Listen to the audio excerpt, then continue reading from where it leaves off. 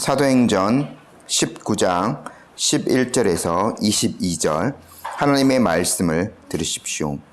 하나님이 바울의 손으로 놀라운 능력을 행하게 하시니 심지어 사람들이 바울의 몸에서 손수건이나 앞치마를 가져다가 병든 사람에게 얹으면 그 병이 떠나고 악귀도 나가더라. 이에 돌아다니며 마술하는 어떤 유대인들이 시험 삼아 악귀 들린 자에게 주 예수의 이름을 불러 말하되 내가 바울이 전하는 예수를 의지하여 너희에게 명하노라 하더라. 유대의 한 제사장 스게와의 7 아들도 이 일을 행하더니 악귀가 대답하여 이르되 내가 예수도 알고 바울도 알거니와 너희는 누구냐 하며 악귀 들린 사람이 그들에게 뛰어올라 눌러 이기니 그들이 상하여 벗은 몸으로 그 집에서 도망하는지라. 에베소에 사는 유대인과 헬라인들이 다 이 일을 알고 두려워하며 주 예수의 이름을 높이고 또 믿은 사람들이 많이 와서 자복하여 행한 일을 알리며 또 마술을 행하던 많은 사람들이 그 책을 모아 가지고 와서 모든 사람 앞에서 불사르니 그 책값을 계산한 즉 은 5만이나 되더라. 이와 같이 주의 말씀이 힘이 있어 흥황하여 세력을 얻으니라. 이 일이 있은 후에 바울이 마게도냐와 아가야를 거쳐 예루살렘에 가기로 작정하여 이르되 내가 거기 갔다가 후에 로마도 보아야 하리라 하고 자기를 돕는 사람 중에서 디모데와 에라스도 2 사람을 마게도냐로 보내고 자기는 아시아에 얼마 동안 더 있으니라. 아멘. 저희 이 시간 잠시 기도하고 말씀 보겠습니다. 하나님 아버지, 오늘도 저희들이 주님의 귀한 말씀 앞에 섭니다. 이 말씀 안에서 저희들이 하나님의 뜻을 잘 깨달을 수 있도록 주님의 성령께서 이 시간 온전히 역사하여 주시기를 원합니다. 듣는 자와 전하는 자의 마음을 밝히 비추어 주셔서 말씀 안에서 주님의 뜻 잘 깨닫고 순종의 자리로 나아가는 저희들 되도록 귀한 은혜를 허락하여 주시옵소서. 예수님의 이름으로 기도드립니다. 아멘. 저희가 지난주부터 본격적으로 바울의 3차 전도 여행 장면을 함께 보고 있습니다. 바울이 에베소에 들어와서 사역하기 전에 먼저 에베소에서 주님의 이름을 전하는 사람이 있었죠. 그 사람이 아볼로였습니다. 그 아볼로가 이제 아가야 지역에서 사역하기 위해서 고린도로 떠난 다음에 바울이 에베소에 와서 하나님의 말씀을 전했죠. 근데 이제 바울이 먼저 한 사람들을 만납니다. 한 12명쯤 되는 그 제자들을 만나죠. 근데 바울이 그들과 대화를 해보니까 그들의 믿음은 온전하지 못했어요. 그들은 성령 세례에 대해서 듣지도 못한 사람들이었죠. 오직 세례 요한의 세례만 받았던 사람들이었습니다. 그것은 뭐냐면 온전히 복음을 잘 깨닫지 못하였다라는 거죠. 그래서 바울은 그들에게 세례 요한이 세례를 베풀면서 내 뒤에 오실 자를 예언했는데 그분이 바로 예수님이다 라는 것을 그들에게 증거했습니다. 그들이 그 복음의 소식들을 듣고 믿었고 주 예수의 이름으로 세례를 받게 되었죠. 바울이 이제 그 의식 중에 하나로 그들에게 안수를 하자 성령이 그들 위에 가시적으로 임하시는 기적이 있었습니다. 이제 그들이 주님의 교회의 일원이 되었다는 표시였죠. 그 뒤로 바울이 에베소에서 정말 주님의 말씀을 열심으로 가르쳤습니다. 3달 동안 회당에 들어가서 담대히 하나님의 나라를 전하였는데 그 회당의 유대인 중 몇몇은 바울의 가르침을 동의하지 않았고 오히려 많은 사람들이 그 가르침을 비방하기까지 하였습니다. 그래서 바울은 회당에서 가르치지 않고 두란노 서원이라는 일반적인 어떤 철학을 강의하는 장소를 빌려서 날마다 거기에서 하나님의 나라에 관하여 강론을 하였습니다. 제가 이제 그 시간에 대해서 잠시 말씀을 드렸는데 11시부터 4시, 오후 4시 사이 정도라고 말씀을 드렸습니다. 그 시간은 굉장히 더운 시간이기 때문에 사람들이 일손을 놓고 잠시 낮잠을 취하는 시간이었죠. 그 시간에 잠을 줄여가면서 바울은 복음을 전하였고, 복음을 듣고자 하는 사람들은 두란노 서원에 와서 날마다 바울이 하는 강론을 통해서 하나님의 말씀을 듣게 되었습니다. 바울이 이 사역을 거의 2년 동안 했죠. 그 결과 아시아에 사는 자는 유대인이나 헬라인이나 다 주님의 말씀을 듣게 되는 역사가 있었습니다. 또 그것과 함께 하나님께서 바울을 통해서 어떤 일을 일으키셨냐면 눈에 보이는 많은 능력들을 행하도록 하셨습니다. 저희 11절 말씀 함께 한번 읽어볼게요. 하나님이 바울의 손으로 놀라운 능력을 행하게 하시니 라고 되어 있는데, 저희 행하다라는 요 단어는 한 번으로 그친 것이 아니라 바울이 반복적으로 이런 기적들을 에베소에서 사역을 하는 동안에는 이런 놀라운 이적들이 말씀 사역과 함께 일어난 것들을 보고 있어요. 새한글 성경은 요 11절 말씀을요, 이렇게 이제 번역해 놓았습니다. 능력을 보여주는 기적들, 곧 흔히 있을 만하지 않은 일들을 하나님이 바울의 손을 통하여 거듭 행하셨다라고 되어 있는데, 수차례 그리고 말씀을 사역하는 기간 동안 하나님이 많은 그런 기적들을 바울을 통해서 일으켜 주셨습니다. 근데 우리가 요 말씀을 볼 때 오늘 조금 이제 어떤 이적적인 그런 장면들이 나오는데, 우리가 요것들을 볼 때 먼저 생각해야 될 점이 뭐냐면, 하나님이 바울을 통해서 그러한 일들을 일으키신 거예요. 그러니까 이것은 뭐냐면, 능력을 행하시는 주체가 바울이 아니라 하나님이셨다는 것들을 우리가 먼저 기억해야 합니다. 하나님께서 바울을 통하여서 자신의 능력을 에베소에 있는 많은 사람들에게 보여주신 거죠.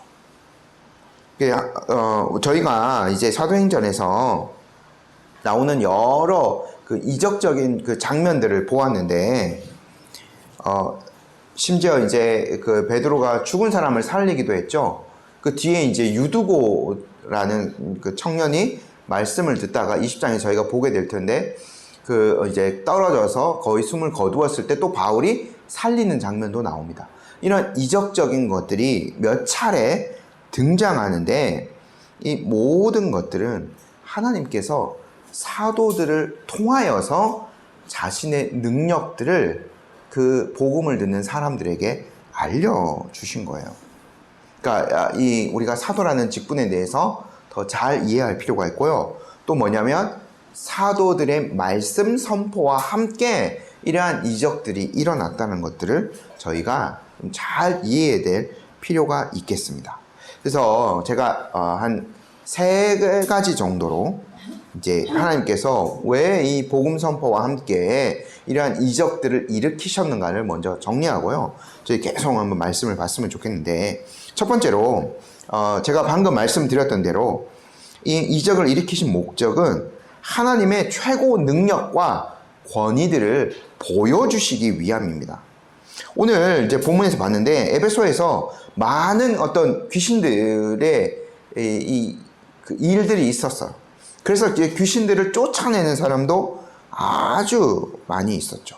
그리고 저희가 다음 주는 그 19장의 마지막 부분들을 쭉 이제 19장 40절까지 끝까지 함께 보게 될 텐데, 거기에 우상을 또 섬기는 그 일들이 굉장히 만연해 있었습니다. 특별히 이제 에베소라는 도시 거의 전체가 아데미라는 여신을 섬기고 있어요. 그 일 때문에 아주 큰 소동이 벌어지게 되고 바울이 이제 에베소를 떠나는 계기가 되거든요. 그러니까 많은 그 우상들이 있는, 우상 숭배가 있는 그 도시가 바로 에베소였다는 거죠.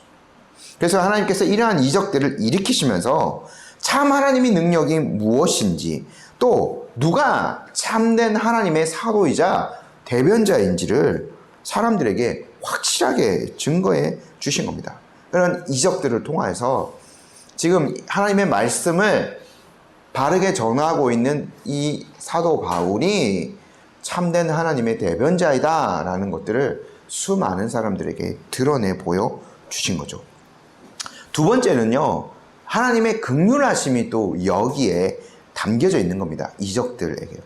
이제 병이 든 사람이나 귀신이 들린 사람은 고통당하는 사람이에요. 굉장히 그 아픔이 많고, 저희가 혈루병 앓는 여인에 대해서만 생각해봐도 12해 동안 그 병을 앓으면서 수많은 괴로움을 당했죠. 이 고대 사회에 그 의학이 뭐 거의 없는 시대였기 때문에 병이 든 사람은 너무나 그 고통이 심했습니다. 귀신 들린 사람도 그 고통이 말할 수 없었던 거죠. 그래서요, 예수님께서 어떤 사역을 하셨나요?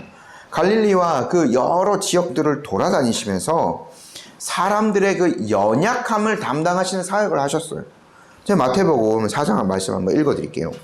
예수께서 온 갈릴리에 두루 다니사 그들의 회당에서 가르치시며 천국 복음을 전파하시며 백성 중에 모든 병과 모든 약한 것을 고치시니 그의 소문이 온 수리아에 퍼진지라. 사람들이 모든 앓는 자 곧 각종 병에 걸려서 고통당하는 자, 귀신 들린 자, 간질하는 자, 중풍병자들을 데려오니 그들을 고치시더라.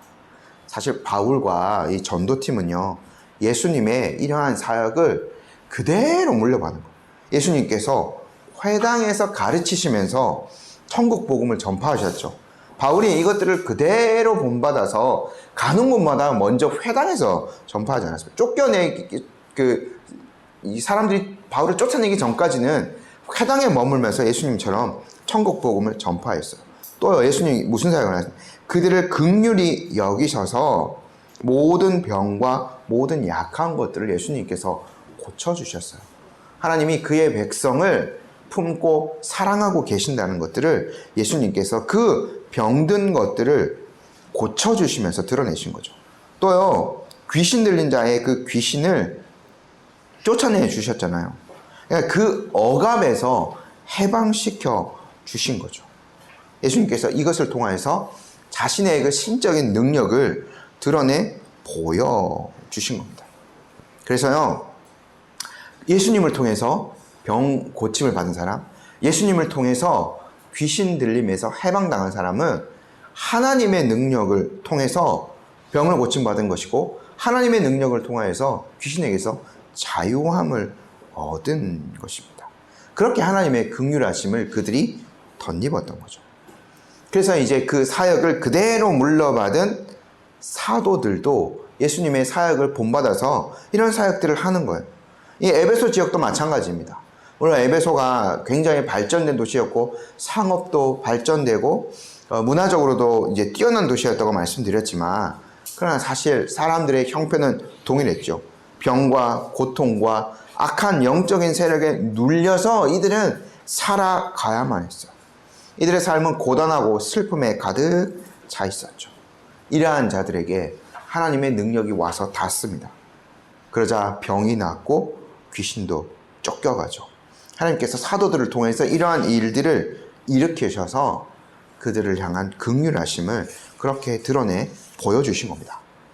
그리고 세 번째 이유, 이런 이적들을 나타내는 세 번째 이유는요, 하나님께서 바울의 사도권을 확실하게 해주신 거예요. 오늘 굉장히 신비한 일도 있죠. 바울에게 임하신 하나님의 능력이 얼마나 강력했는지요, 바울이 사용하는 물건을 통해서도 하나님의 능력이 드러납니다. 이게 굉장히 신비한 일인데 12절 말씀 저희 함께 볼게요. 심지어 사람들이 바울의 몸에서 손수건이나 앞치마를 가져다가 병든 사람에게 얹으면 그 병이 떠나고 악귀도 나가더라. 아마 이 바울이요, 이 에베소에서도 장막 만드는 일을 브리스길라와 아굴라와 함께 계속 하지 않았을까라고 추측을 해볼 수 있습니다. 이 손수건이라는 거는 저희 오늘 손수건, 저희처럼 이런 손수건 용도가 아니라 여기 이제 그 땀을 엄청나게 떨어지는 그 땀을 막기 위해서 이렇게 수건을 저희도 뭐 여름에는 이렇게 일 많이 하는데 이렇게 두르기 위해서 사용하는 것이 바로 이 손수건이고요. 앞치마 같은 경우에는 거기다가 이제 연장들을 넣어 놓죠. 그렇게 해서 이제 장막 만들 때 구멍을 뚫고 옆에 놔두면은 그게 이제 거추장스러우니까 앞치마에 넣어두고 다시 이제 거기서 실을 꺼내서 일을 하고 아마 이런 용도였을 걸로 보여집니다.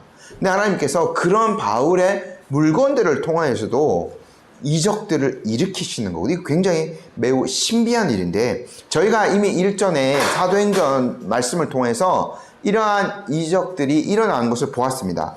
베드로를 통해서 이러한 일들이 있었거든요. 제가 5장 말씀 다시 한번 읽어드릴게요. 5장 15, 16절인데 베드로 이야기입니다. 심지어 병든 사람을 메고 거리에 나가 침대와 요 위에 누이고 베드로가 지날 때에 혹 그의 그림자라도 누구에게 덮일까 바라고 예루살렘 부근에 수많은 사람들도 모여 병든 사람과 더러운 귀신에게 괴로움 받는 사람들을 데리고 와서 다 나음을 얻으니라. 베드로는요, 심지어 그림자만이라도 누구에 덮일까 해서, 그러니까 그렇게 하나님의 능력을 바라면서 베드로에게 사람들이 많이 나왔던 거죠. 그러니까 이 두 사도는요, 그러니까 베드로와 사도 바울, 기록된 것에 의하면, 누가에 의해서 기록된 것에 의하면 베드로와 바울 이 두 사도만이 어떤 이러한 차원의 이적들을 행할 수 있었던 것으로 보여집니다. 아까 혈루증 앓는 여인 말씀드렸지만 그 여인에게서도 예수님이 옷자락을 만지는 것만으로도 그 여인의 병을 낫게 해주셨잖아요. 그러니까 예수님의 그 온전하신 능력이 이러한 두 사도를 통하여서 사람들에게 드러나게 된 거죠. 제가 이 부분에서 오해가 있을까봐 다시 또 말씀드립니다만, 병을 낫게 하고 귀신을 제어하는 능력을 예수님께서 직접 사도들에게 주신 거예요. 그러니까 예수님으로부터 그 신적인 그 권능을, 모든 권능을 가지신 예수님께로부터 직접 사도들이 그런 것들을 나눠받았기 때문에 이러한 이적들이 심심치 않게 일어날 수 있었던 거죠. 왜냐하면 이 사도들은 교회의 설립 직원이거든요. 그러니까 이 주님의 사역을 이어받아서 교회를 세우는 자들로 부름받았기 때문에 예수님께서 직접 그들에게 그러한 능력들을 나눠주시고 행할 수 있게 하신 거죠. 근데 저희가 이러한 이적들을 보면서 알아야 될 것이 뭐냐면, 이 사역들은요, 말씀의 사역과 늘 함께 갔다는, 결코 분리되지 않았습니다.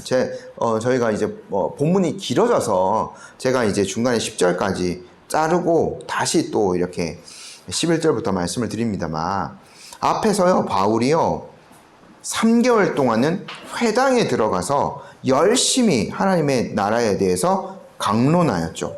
또요, 2년 동안은 두란노 서원을 빌려서 거기에서 매일 하나님의 말씀을 전했어요. 그러니까 수많은 사람들이, 거의 모든 아시아에 있는 사람들이 하나님의 말씀을 들을 만큼 주님의 그 말씀을 전하는 사역을 열심히 했던 거죠. 이러한 이적들은요, 결코 말씀의 사역과 분리되지 않습니다. 그 말씀의 사역과 함께 이러한 것들이 일어난 거죠. 그러니까 바울이 지금 증언하고 있는 하나님의 나라에 관한 것, 주 예수 그리스도의 복음이 참되다라는 것들을 많은 사람들에게 그 이적과 함께 확증시켜 주신 거예요. 그러니까 이제 아까 그 손수건 뭐 이렇게 또 바울의 앞치마 이런 것들은 바울이 직접 없는 상황에서 그러한 이적들을 이제 일으키기 위해서 사람들이 사용한 것 아닙니까? 그 물건 자체가 신성해서가 아니라 하나님께서 그렇게 역사하신 거예요. 뭐냐면 그것을 통해서라도 이적이 일어나게 하셔서 바울이 그 현장에 없을지라도 그를 보지 못한 자들이 그 바울이 전한 하나님의 말씀을 공손하게 받아들이게 하시려는 하나님의 목적이 있는 거죠. 그래서 하나님께서 이러한 이적들을 이 에베소에서 여러 차례 일으켜 주신 겁니다. 오늘날 이런 그 어떤 눈에 보이는 이적들은 많이 이제 보이지 않죠. 하나님의 말씀이 이제 교회가 이제는 완전히 이 땅 가운데 세워졌고 하나님의 말씀이 이렇게 완전히 저희에게 주어졌어요. 구원 얻는 모든 지식들이 말씀 안에서 담겨져 있거든요. 우리가 이 성경을 말씀을 통해서 주님의 말씀이 참되다라는 것을 어렵지 않게 이제 믿을 수 있기 때문에 하나님께서는 이제 사도 시대 이후에는 그런 이적들을 많이 일으키시는 않은 거죠. 우리가 그런 하나님의 경륜을 알 필요가 있습니다. 이제 바울이 어쨌든 이러한 그 말씀의 사역과 함께 이적들을 일으키셔서 에베소와 아시아 지역 전체에 예수님의 이름과 바울의 그 이름이 널리 퍼졌을 것으로 생각됩니다. 그러니까 이러한 이유로 바울의 그 사역을 겉모습만 보고 흉내 내려고 하는 자들이 있었어요. 이곳저곳을 돌아다니면서 마술하는 어떤 유대인들이요, 시험 삼아서 악기 들린 자에게 주 예수의 이름으로 바울이 하는 것처럼 막 명령하기도 하는 이런 일들이 벌어집니다. 13절 말씀 저희 함께 읽어볼게요. 이에 돌아다니며 마술하는 어떤 유대인들이 시험 삼아 악기 들린 예수의 이름을 불러 말하되 내가 바울이 전파하는 예수를 의지하여 너희에게 명하노라 하더라. 당시에요, 이런 순회 마술사들이 많이 있었는가 봅니다. 유대인 중에서, 안타깝게도 유대인 중에서도 이런 사람이 많이 있었던 것 같아요. 저희가 이미 한 차례 보았습니다. 1차 복음전도 여행 때 먼저 구브로 섬에 가잖아요. 그때 이제 구브로 섬에 총독 서기오 바울에게 전도를 하려고 할 때 옆에서 그 박수 엘루마 또는 뭐 바예수라 하는 사람이 그 바울과 바나바의 사역을 계속 이제 방해했죠. 그는 이제 귀신의 힘을 빌어서 사역하는데 참된 하나님의 능력이 임하면 자기가 설 자리가 없어지기 때문에 계속해서 복음 전도 사역을 방해했습니다. 이런 자들이 많이 있었던 것 같아요. 여러 지역으로 이제 퍼져 있었던 것 같아요.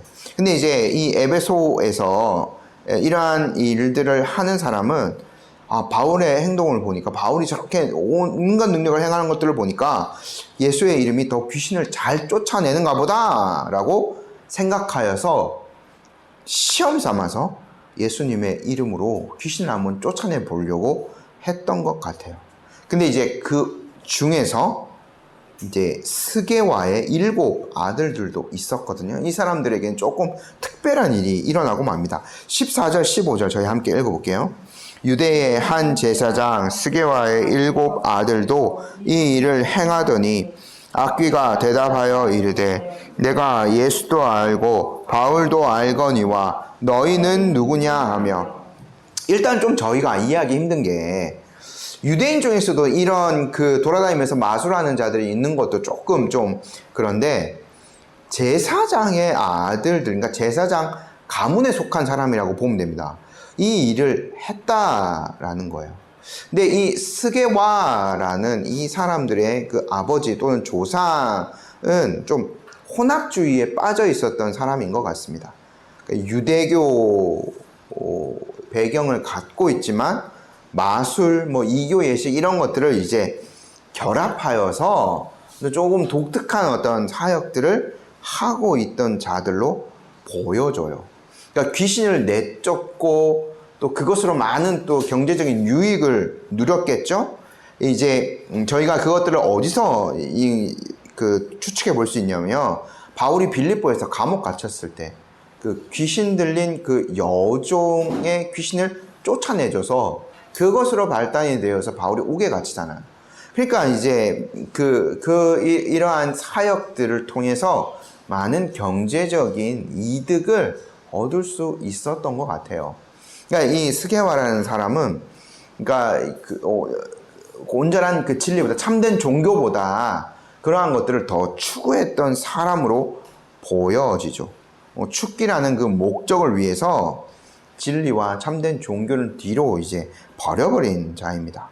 이 사람이 실제 유대인 제사장의 후손일 수도 있고, 그렇게 자기들이 제사장 가문이다, 더 이제 자기의 사역들이 권위 있어 보이게 하려고 아마 가짜 제사장의 어떤 족보들을 이렇게 끼워 넣어서 했던 사람일 것으로 좀 추정이 됩니다. 근데요, 이 스게와의 7 아들들은요, 귀신을 쫓아내려고 예수님의 이름을 함부로 말하죠. 그때에 참으로 이상한 일이 벌어집니다. 15절 말씀처럼 악귀가 그들을 향하여서 내가 예수도 안다, 바울도 안다, 근데 너희들은 누구냐라고 이 귀신이 물었어요. 이 귀신들은요, 이 스게와의 7 아들들을 비아냥된 거죠. 예수님의 이름에는 분명히 능력이 있습니다. 그러나 그 거룩한 이름을 속된 자들이 순수하지 아니한 목적을 가지고 자기의 이익을 위해서 사용할 때 하나님께서는 그 능력을 허락하지 않는다는 것을 보여주고 계신 거예요. 하나님의 능력은 적합한 사역자를 통해서 예수 그리스도의 그 능력들, 구원의 은혜, 또 영과 육신의 질병을 치유하는 능력들, 이 적합한 사역자들을 통해서 하나님께서 사용하시고 자신의 이름을, 거룩한 이름을 알리시는 거지, 이러한 사람들을 통해서 예수 그리스도의 능력이 드러나게 하시지는 않는다는 것들을 보여주죠. 이들의 죄는 작지 않습니다. 스게와의 이 7 아들, 실제로 만약에 이들이 제사장 가문이었다면 이들이 어떻게 10계명에 나오는 그 3계명처럼 하나님의 이름을 함부로 부를 수 없다는 것들을 누구보다 잘 알고 있었을 거예요. 근데요, 그들은 예수님의 이름을 자신들의 이익을 위해서 함부로 지금 사용하고 있는 거죠. 그 이름은요, 함부로 사용할 수 있는 그 이름이 아닙니다. 실제로 예수 그리스도를 통하여서 또 교회의 적합한 사역자로 인정받은 사람이 그 능력을 사용할 수 있는 거죠. 하나님의 이름과 능력을 깨닫는 은혜가 없이 이러한 일을 하려는 사람들은 오히려 자기 죄를 먹고 마셔야만 하는 겁니다. 그래서 이들이 오히려 귀신들에게 아주 우스운 일을 당해버리고 말죠. 16절 저희가 함께 한번 읽어볼게요. 악기 들린 사람이 그들에게 뛰어올라 눌러 이기니 그들이 상하여 벗은 몸으로 그 집에서 도망하는지라. 저희가 거라사의 광인 이야기를 보면 이 사람의 그 귀신 들린 사람은 참 제어하기가 힘들다는 것들을 이제 깨닫게 되는데, 이 악기 들린 사람이 뭐 한 사람인지 뭐 여러 사람인지는 모르겠지만 아마 한 사람으로 추정하는 게 맞을 것 같습니다. 스게의 7 아들들을 한 명이 7명을 다 이겨버려요. 그래서요, 그들이 상하여서 벗은 몸으로 집으로 도망해요. 그 꼴이 너무나 우습게 된 거예요. 귀신을 쫓아내려던 사람이 오히려 귀신에 의해서 쫓겨나는 상황이 벌어진 거죠. 우리가요, 이 스게와의 7 아들들을 보면서 다시 이 사도행전에서 어떠한 사람이 참된 주님의 사역자인가 라는 것에 대해서 다시 한번 생각을 해 보게 됩니다. 사도행전에서요, 이 하나님께 쓰임받는 사역자들은 모두 공적으로 인정받은 사역자들이에요. 사도들은 예수님께서 직접 인정하신 자들이고, 또 그 사도들을 통하여서 또 이제 다 디모데나 이제 그 실라, 그리고 바나바도 마찬가지였죠. 또 7명의 그 초대 예루살렘 교회의 집사, 스데반 집사를 포함한 그 집사라고 불릴 수 있는 7명의 일꾼들, 교회가 공적으로 뽑은 사람들, 교회의 권위로 이 사람들은 이제 예수 그리스도를 위하여서 또 교회를 위하여서 사역할 수 있는 자입니다 라는 공적인 인정을 받은 사람들이 주님을 위해서 쓰임받는 거예요. 우리가 사도행전 전체를 통해서 그것들을 볼 수 있습니다. 그렇게 인정받지 않은 사람들은 주님의 참된 사역자라고 부를 수가 없는 거죠. 예수님의 이름을 부른다고 해서 똑같은 사역자가 아닙니다. 이런 스게와의 7 아들이 그 예수님의 이름으로 무엇인가를 해보려고 해도 이 사람들은 아무 능력들을 일으킬 수 없었어요. 오히려 그들이 귀신에게 쫓겨갈 뿐이었죠. 오늘날 저희가 이것들을 제가 명심해서 봐야 될 건 뭐냐면, 대부분의 이단들이라든가 이단과 정통의 어떤 경계선상에 있는 굉장히 위험한 사람들은 대부분 다 공적으로 부름받지 않은 자들입니다. 개인 소명만 강조해서 어디서 사역자로 임명받은지 모르는 그러한 사람들이 많이 이제 있어요. 그 사람들이 많은 이 주님의 교회 안에서, 공교회 안에서 문제들을 일으키는 거죠.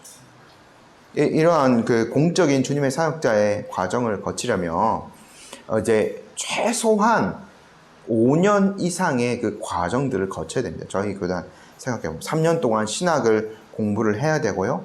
그 뒤에 강도사 시험을 봐야 되고요.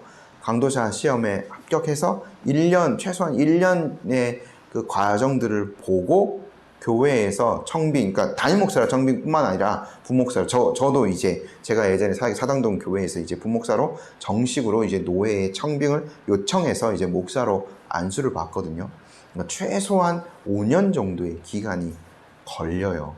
그러니까 이 기간 동안 합당한 사역자로 부름받지 못한 사람들은 그 주변의 사람들, 노회, 다른 사람들에 의해서 걸러질 수밖에 없는 거죠. 그래서 이제 최소한의 그런 장치들이 됩니다. 그러나 그렇지 않은 사역들, 그냥 이렇게 뭐 예수의 이름을 부르고 어떤 자잘한 어떤 이적들을 행하고 자기의 개인 소명으로 이렇게 충만한 사람들은 무엇인가를 막 이렇게 일으킨다 하더라도 교회에서 공적으로 인정받지 못한 사람이기 때문에 그들의 사역은 적합한 사역이다 라고 우리가 인정할 수 없는 거죠. 그래서 우리가 어떠한 그 사람들의 가르침을 듣거나 요즘 워낙 다양한 그 매체들을 통하여서 우리가 듣는 것들도 너무 많이 있어요. 근데 우리가 주의해야 될 거는 예수의 이름을 말한다고 해서 다 똑같은 것이 아니다라는 분별력이 우리가 분명히 있어야 돼요. 그러면 우리가 어떻게 검증해야 되냐? 그 사람이 어떠한 과정을 통해서 복음 사역에 뛰어들었으며 어떠한 배움의 과정을 거쳐서 누구에게 배워왔는가를 잘 살펴야 합니다. 바울이요, 지금 오늘 이제 디모데의 이름 나오지 않습니까? 21절에. 근데 이제 22절에 근데 이 디모데가 이 3차 전도 여행에도 바울과 함께 한 것으로 저희가 확실하게 추정해 볼 수 있죠. 이렇게 바울과 함께 동역했던 디모데에게 바울이 마지막으로 편지를 보내면서 디모데후서에서 이런 이야기를 합니다. 디모데후서 3장입니다. 악한 사람들과 속이는 자들은 더욱 악하여져서 속이기도 하고 속기도 하나니 그러나 너는 배우고 확신한 일에 거하라. 너는 내가 누구에게서 배운 것을 알며 라고 얘기해요. 누구에게서 복음을 배웠는가? 정통 사도들로부터 디모데는 주님의 말씀을 배웠습니다. 그래서 네가 배우고 확신한 일에 거하여야 한다라고 디모데에게 이제 확신을 바울이 마지막으로 이제 심어주는 거죠. 우리가 이런 것들을 검증해 봐야 됩니다. 대다수 불경건한 사람들은 그 불경건한 사람들의 계보가 또 있습니다. 그러한 것들을 따라가는 거죠. 우리가 이런 것들을 검증해 봐야 될 중요한 이유가 있는 거예요. 스게야 7 아들들과 같은 자들은 금방 그 속임수가 탄로나지 않았습니까? 예수의 이름으로 명하노라. 13절의 말씀대로 주 예수의 이름을 불러 말하되 내가 바울이 전파하는 예수를 의지하여 너에게 명령한다. 이렇게 예수의 이름을 말하지만 이 사람들은 적합한 사역자가 아니고 예수님의 이름을 경외하는 자들도 아니에요. 금방 그 속임수가 탄로나죠. 근데요, 사단도 어떻게 보면 점점 진화한다고 볼 수 있습니다. 오늘날은 더욱 교묘하게 교회 안에서 자격 없는 사람들, 참되게 하나님을 경외하지 않고 있는데도 불구하고 사람들을 속이기 위해서 스며들어 와서 사역하는 그 사람들을 이용하는 거죠. 교묘하게 사람들을 속입니다. 바울이 디모데에게 얘기했던 대로 우리가 누구에게서 배운 것들을 잘 기억해요. 우리가 계속해서 이제 말씀들을 배우고 정통 교리들을 사도들이 가르친 교리들을 저희가 배우고 있는 거예요. 그것들 안에 이제 거해야 되는 이유가 거기에 있는 거죠. 그래서 이 소문도요, 그 빠르게 에베소 지역에 퍼져나갔습니다. 그러니까 이러한 일들을 통하여서 더욱더 예수님의 그 능력이 알려지게 됩니다. 17절 말씀 한번 읽어볼게요. 에베소에 사는 유대인과 헬라인들이 다 이 일을 알고 두려워하며 주 예수의 이름을 높이고, 아마 이전까지 이런 귀신을 쫓아내는 사람들은 분명 어느 정도의 힘과 권력이 있었을 거예요. 그러나 이제는 참 진리 되신 예수님의 이름 때문에 그들의 거짓과 속임수가 낱낱이 다 까발려졌습니다. 그래서 많은 사람들 사이에서 오직 주 예수의 이름이 가장 권위 있는 이름임이 더욱더 알려지게 된 거죠. 거기서 더 나아가서요, 이제까지 그 마술에 빠졌던 그 많은 사람들이 이제 참된 진리로 돌아오는 증거들이 속속들이 나타나기 시작해요. 저희 18절, 19절 말씀 한번 읽어볼게요. 또 믿은 사람들이 많이 와서 자복하여 행한 일을 알리며, 또 마술을 행하던 많은 사람이 그 책을 모아 가지고 와서 모든 사람 앞에서 불사르니 그 책값을 계산한 즉 은 5만이나 되더라. 에베소에 사는 많은 사람들은요, 이제까지 이런 마술사들의 속임수 아래서 참된 진리를 보지 못한 채 살아왔습니다. 그들은 뭐 흑마술 같은 거, 뭐 이렇게 예전에 그런 것들, 우리 무슨 드라마 같은 거 보면 있지 않았습니까? 뭐 이렇게 그 싫어하는 사람 인형 만들어 놓고 막 바늘 꽂고 하는 이러한 것들이 그 전 세계 거의 공통으로 만연해 있었던 것 같아요. 이런 흑마술 같은 것들이 빠져서 신비주의, 주술 같은 것들에 속아 살아왔죠. 이들이 바울의 복음 전파의 사역, 그리고 그 말씀의 선포와 함께 드러냈던 하나님의 참된 능력들, 이것들을 경험하고요, 참 진리가 무엇인지 그 삶을 맛보게 돼요. 그래서 자신들이 믿고 있었던, 과거에 붙들고 있었던 그 미신들이 얼마나 허망한 것인가를 깨달았어요. 그리고 스게와의 7 아들들의 그 사건들을 통하여서 오히려 이런 그 귀신들을 쫓는 사람들을 따르고 하는 행동들이 자기의 육체와 영혼을 파괴하는 것임을 깨닫게 됐습니다. 이렇게 참된 진리를 알게 된 사람들이요, 18절 말씀처럼 자복하고 이제 자신의 일들을 털어놓고 널리 알리게 돼요. 복음 전파는요, 이러한 일들을 통해서도 계속해서 퍼져갑니다. 뭐 간증이라는 것, 좀 주의할 필요도 있는데, 어떤 분은 어떤 사람이 공적인 집회에서 간증하는 거 한 30%만 믿어야 된다, 그런 얘기 하시는 분도 있습니다. 근데 우리의 개인의 삶에서, 그러니까 누군가에게 내가 믿었던 예수님, 내가 체험했던 그 하나님의 능력들, 복음을 깨닫고 알게 돼서 느꼈던 그러한 감정들, 지금 진리와 함께 살아가는 삶의 기쁨들을 이렇게 나누고 전파할 수 있다는 것은 참으로 값진 일이에요. 그리고 그것이요, 정말 귀한 복음 전파의 도구가 됩니다. 바울도 나중에 보면 몇 차례 이제 자기가 회심한 사건들을 이야기합니다. 그 총독들 앞에서, 왕 앞에서 그 일들을 이야기하거든요.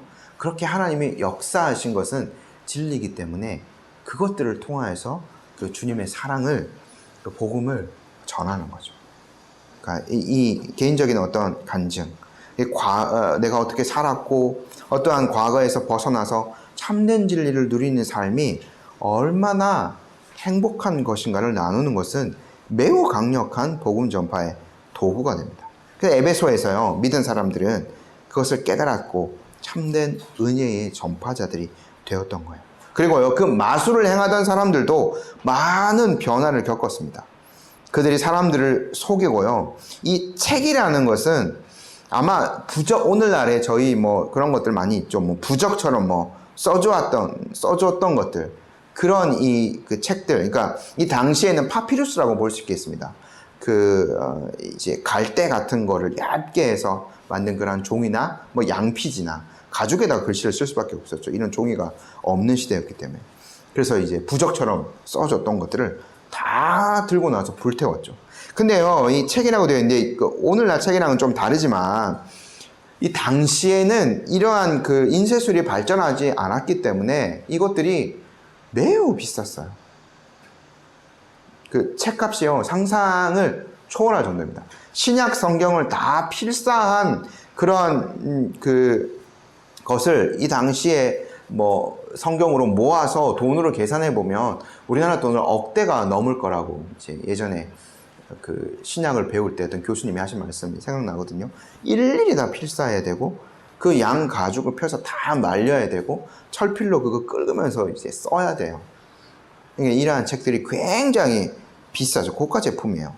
그 값이 무려 은 5만이나 되었어요.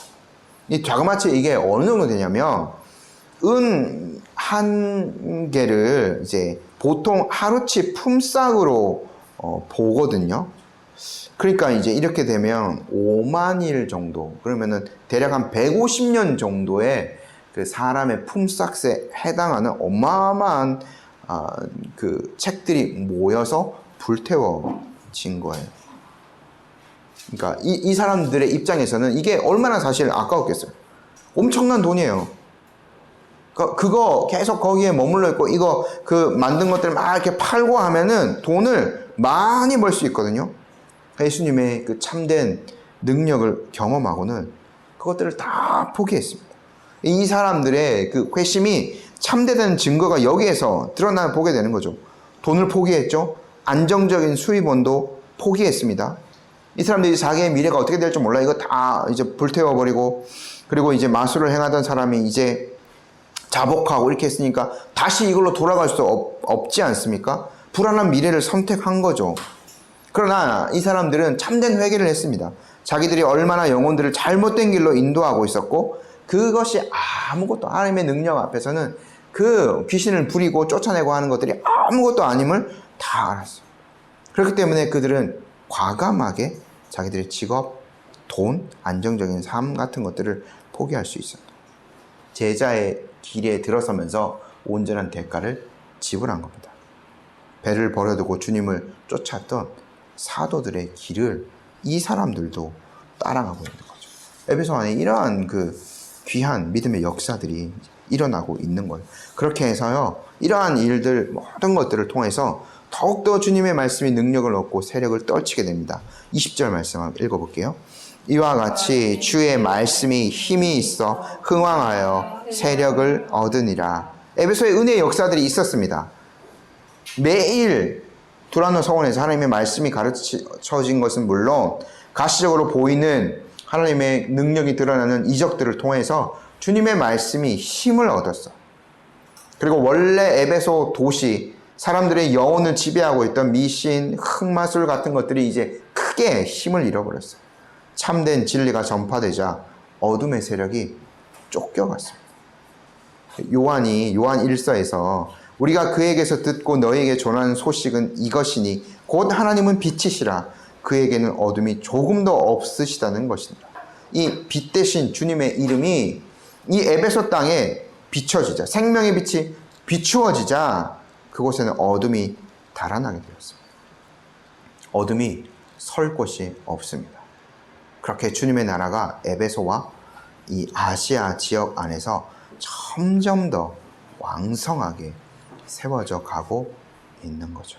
그러니까 이것을 통해서 오늘날을 살아가는 저희도 교훈을 받게 됩니다. 저희에게도 복음의 빛이 비추어졌어요. 저희에게도 분명한 회개의 증거가 있을 겁니다. 이러한 그 에베소에서 어떤 마술을 행하던 그런 사람처럼 극적인 것은 아닐지라도 우리의 과거의 삶이 그 빛에 의해서 비추어졌고 그것들이 주님 앞에서 고백되어지고 우리의 삶이 그 그리스도를 닮아가고 그분을 증거하고 선을 행하는 삶으로 돌이킴이 분명 있었을 거예요. 하나님께서 그것들을 이제 또 그렇게 변화된 성도들을 사용하셔서 이제 또 다른 은혜의 역사들을 일으키고 계신 거죠. 이 거듭난 그리스도인의 또 다른 특징 중에 하나는 전파자로 살아간다라는 겁니다. 바울이요, 이렇게 에베소 안에서 하나님의 말씀의 그 능력들이 퍼져가고 이제 교회가 점차 세워져 가는 것을 이제 보자, 이제는 또 다른 지역, 더 전방으로 이제 주님의 복음을 전하려는 계획들을 세웁니다. 저희 21절, 22절 말씀 한번 읽어볼게요. 이 일이 있은 후에 바울이 마게도냐와 아가야를 거쳐 예루살렘에 가기로 작정하여 이르되 내가 거기 갔다가 후에 로마로 보아야 하리라고. 자기를 돕는 사람 중에서 디모데와 에라스도 두 사람을 마게도냐로 보내고 자기는 아시아에 얼마 동안 더 있으니라. 그러니까 이제 에베소의 사역이 무르익자 다음 전도 여행을 계획하는데, 바울의 다음 전도 여행의 계획지는 바로 로마입니다. 어떻게 보면 4차 전도 여행을 바울이 이제 에베소의 3차 여행의 중심지였던 에베소에서 계획하고 있는 거죠. 저희가 1, 2차 전도 여행을 생각해 보면 1, 2차 전도 여행이 딱 마무리 지어지는 것이 어디였냐면, 전체를 다 마무리하고 예루살렘에 가서 보고하고, 1차 전도 여행 때도 예루살렘 공의회에서 그 전에 전도 여행의 결과를 보고하거든요. 2차 여행 때도 가이사랴에 내려서 예루살렘에 내려가서 보고하는 것으로 마무리되어지고 다시 안디옥에 와서 3차로 여행을 갔고요. 바울이 이제 그 예루살렘으로 다시 간다 21절에 하는 것은 이제 3차 전도 여행의 경과를 예루살렘 교회에 보고하고 다시 거기에 승인을 받아서 이제는 4번째로 전도 여행을 갈 계획을 그렇게 세운 거예요. 그곳이 바로 로마였던 거죠.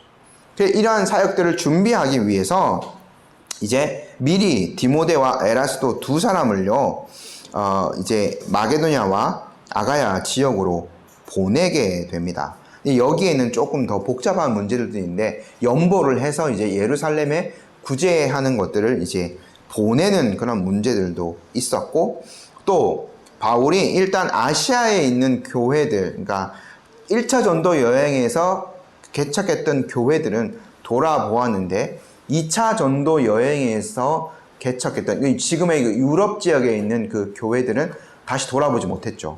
그래서 먼저 디모데와 에라스도를 보내고 자기도 이제 뒤쫓아가서 거기를 한번 돌아본 다음에 다시 예루살렘으로 내려가서 다음 전도 여행을 할 계획이었어요. 근데 저희가 알다시피 사도행전 나중에 이제 제가 쭉 보게 되겠지만 결국에 로마는 포로의 신분으로 바울이 이제 로마로 보내지게 됩니다. 근데요, 저희가 바울의 최종적인 목적지가 로마였다라고 생각할 수 없어요. 바울은 땅끝까지 갈 계획을 세우고 있었습니다. 저희가 로마서 말씀 15장을 한번 보면 바울의 계획이 나와요. 제가 로마서 한번 조금 몇 구절들을 읽어드릴게요. 로마서 23, 24절입니다.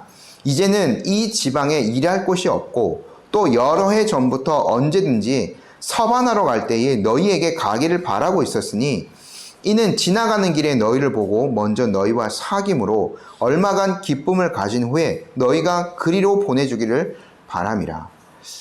바울이 아마 지금 여기에서 이제 디모데와 에라스도를 보낸 다음에 바울이 다시 이제 마게도냐와 아가야 지역으로 가게 되는데, 그때에 바울이 로마서를 썼을 것으로 추정됩니다. 그래서 이제 내가 너희에게 가겠다. 근데 그 로마에 오래 머무르는 것이 아니라 잠깐 성도의 교제를 나눈 다음에 서바나, 지금의 스페인 지역, 이때의 땅끝이라고 볼 수 있는 거죠. 그쪽으로 내가 전도 여행을 가기를 바라고 있다. 그러니까 이제 4차 전도 여행에서 바울이 더 계획했다. 어떻게 보면 5차 전도 여행이 있었던 거죠. 5차 전도 여행은 로마 교회가 파송을 해서 바울이 이제 땅끝이라고 할 수 있는 서바나까지 가는 겁니다. 그래서 이제 바울이 15장 28절에 이렇게 얘기합니다. 로마서. 그러므로 내가 이 일을 마치고 이 열매를 그들에게 확증한 후에 너희에게로 들렀다가 서바나로 가리라. 그러니까 이 일은 뭐냐면 마게도냐 아가야에 있는 그 교회가요, 예루살렘 교회에 연보를 냈어요. 가난한 사람 구제를 위해서. 그러면 이제 그걸 들고 바울이 다시 예루살렘 교회로 가잖아요.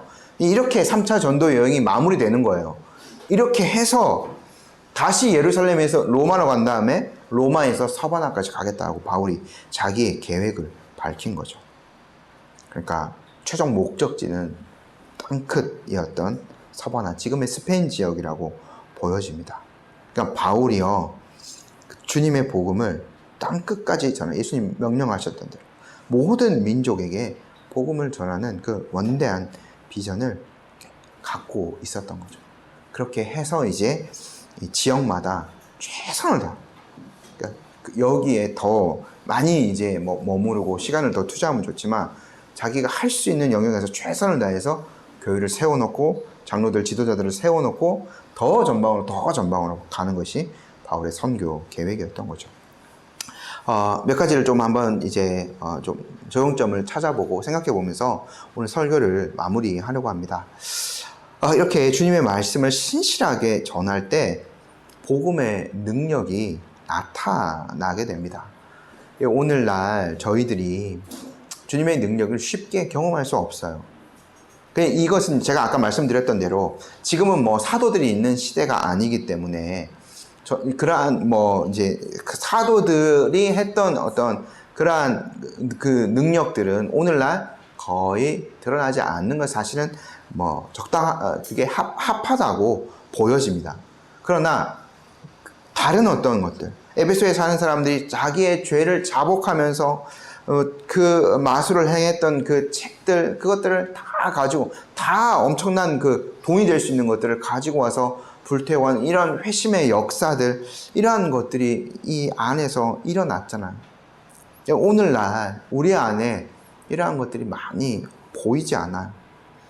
그러니까 주님의 능력들이 어떻게 보면 너무나 잘 드러나지 않는 것처럼 보이죠. 안타까운 일인데 뭐냐면 사실 우리에게 책임이 없는 것이 아니죠. 우리가 정말 이러한 열정을 가지고 땅끝까지 내가 가서 보아야 되겠다라는, 그 서바나까지 가야 되겠다라는 이런 바울의 열정처럼 우리가 복음 전도에 대한 그 열정으로 타오르고 있는 거예요. 그렇게 복음을 전하고 있는 거예요. 오늘날 교회들이 이러한 주님의 말씀을 나누고 하는 것들을 정말 힘있게 하지 않고 그냥 교회의 유지에만 급급하는 것은 아닌지 우리의 모습을 한번 많이 되돌아보게 됩니다. 요즘 성장했다는 교회들 대부분 다 사실은 그냥 수평 이동입니다. 알고 보면 참되게 복음을 전파해서 성장한 교회들의 모습들을 찾기 어려운 거죠. 특별히 코로나 이후에는 참 안타까운 거지만 코로나 중에도 엄청나게 성장한 교회들도 있다라고 사람들이 얘기하더라고요. 근데 대부분 다 정치적인 것으로 그렇습니다. 어떤 정치적인 색깔을 지지하는 교회에 사람들이 확 몰려들어요. 그 반대편 쪽을 얘기하는 교회에 사람들이 확 몰려들어요. 자기가 듣고 싶어 하는 이야기를 들려주는 교회이기 때문에 그런 쪽으로 몰려들어요. 코로나 중에도 수백 명씩 성장한 교회가 있다고 합니다. 그것도 하나님의 어떤 섭리라고 볼 수도 있겠지만, 그러나 주님의 전체 교회에서 볼 때는 하나도 성장이 이루어지지 않은 거죠.